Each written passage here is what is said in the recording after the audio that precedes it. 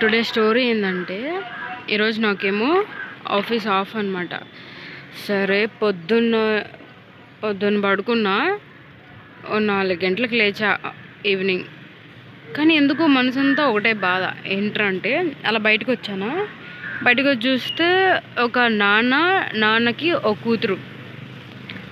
ఆ నాన్న వాళ్ళ వైఫ్ ఎలా ఉందంటే చాలా వీక్ అనమాట. అతను ఆ మనిషి కూడా చాలా వీక్, అంటే ఏజ్ ఒక 75 years అయింది. తన కూతురు ఏమో తనకు 30 years ఉంటాయి. తను ఫిజికల్లీ హ్యాండిక్యాప్డ్ అంటే నడిచిద్ది, అంటే తను మాట్లాడలేదు, సైకిల్ చేయడం ఇంకేదైనా సరే. అయితే నేను చూసా, వాళ్ళు 4 o'clockకి ఎండ ఉంది, 4 o'clockకి బయట వెళ్ళారు. నేను చూసా వాళ్ళు ఎంతకు వస్తారు, వాళ్ళ కోసమే నేను వెయిట్ చేస్తున్నా కూర్చొని. అయితే వాళ్ళు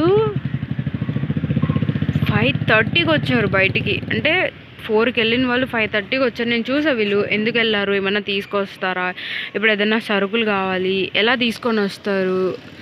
ఇద్దరు చిన్న పిల్లలు, అంటే చిన్నపిల్లలు ఎలా నడుస్తారు, ఒక అడుగేసుకొని అలా నడుచుకుంటూ వెళ్తున్నారు వాళ్ళు. నేను అనుకున్నా, అరే బైక్లో వెళ్ళడానికో లేదా కార్లో వెళ్ళడానికే చాలా టైం అయ్యిద్ది, అది ఎండలో అనుకుంటే వాళ్ళేమో నిదానంగా 5:30కి వస్తున్నారు. ఒక చిన్న బ్యాగ్ ఏదో సరుకుల్లో ఏదో తీసుకొని వస్తున్నారు. వాళ్ళు అంతే, ప్రతిరోజు అంతే. నాకు అనిపించింది, ఈ ఏజ్లో ఆ అమ్మాయికి ఏమో మాటలు రావు, అమ్మ నాన్నకేమో ఏజ్ అయ్యింది.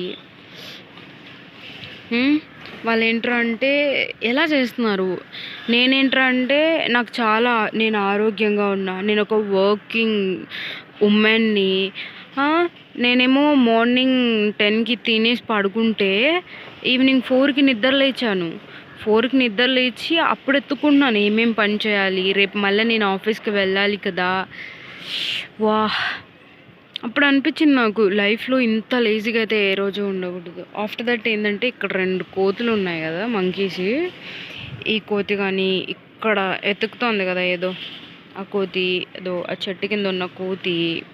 ఇవేంట్రా అంటే, రోజు నేను బట్టలు ఉతికేసిన వెంటనే దొబ్బేస్తాయి. తీసుకెళ్ళి అవి ఏదో ఆ షర్టు ప్యాంట్ ఇవి వేసుకునేటట్లుగా ట్రై చేస్తాయి. మరి చూడండి ఎంత విచిత్రంగా ఆడుకున్నా, విచిత్రం ఏం లేదు, అవి చాలా హ్యాపీగా ఉన్నాయి వాళ్ళ లైఫ్లో. ఏమీ తెలీదు, ఎంతసేపు అయినా తిరగడం, ఆడుకోవడం, వాటికి ఉంటాయి, బాధ లేదని చెప్పలేదు.